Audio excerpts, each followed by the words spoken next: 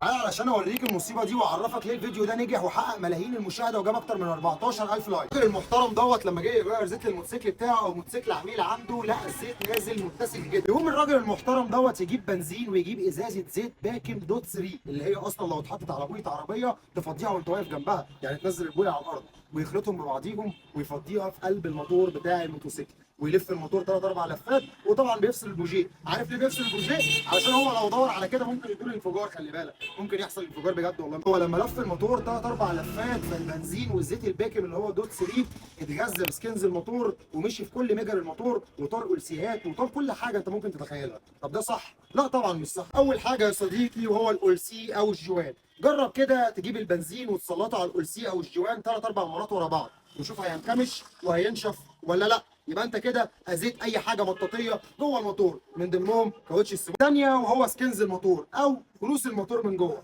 تعالى نتخيل يا صديقي وانت بتعمل عمره للموتور بتاع الموتوسيكل بتاعك او موتور عربيتك، اي موتور. لما بتيجي تقفل العمره، تيجي تقفل البليه، تيجي تقفل الشميزه، بتيجي تقفل الشمبر، لازم تحط زيت. طب انت ليه بتحط زيت؟ علشان ما يحصلش تدوير جاف. اهو البنزين ده حل الزيت اللي السكنز متحفظ عليه جوه الموتور، فتيجي تدور يحصل تدوير جاف مره على مره على مره على مره، يحصل تاكل في ابعاد الموتور من جوه. ورقه وقلم وعلميا حركه غلط بكل المقاييس وانت كده بتاذي الموتور بتاعك مش بتغسله من جوه. مش عايزها بيدا في الكومنتات وتقول لي لا دي حركه صح واحنا بنعملها ولا بلا بلا وكلام كتير. اي حد عايز يناقشني يناقشني بشكل علمي يا ما يتكلمش اصلا عليك. مش اي حاجه تشوفها تقلدها. الفيديو ده طلع ترند علشان الراجل اجنبي مش مصري، بس هو شكله من حواري الهند اصلا، فمش اي حاجه تشوفها تقلدها. بلاش عقده الخواجه دي، فكر بدماغك وخليك واضح مع نفسك. وكالعاده انا احمد السويسي، كل يوم فيديو جديد، انا عرض جديد ومعلومه جديده، فعشان يوصل لك كل جديد ممكن تعمل لنا متابعه. سلام.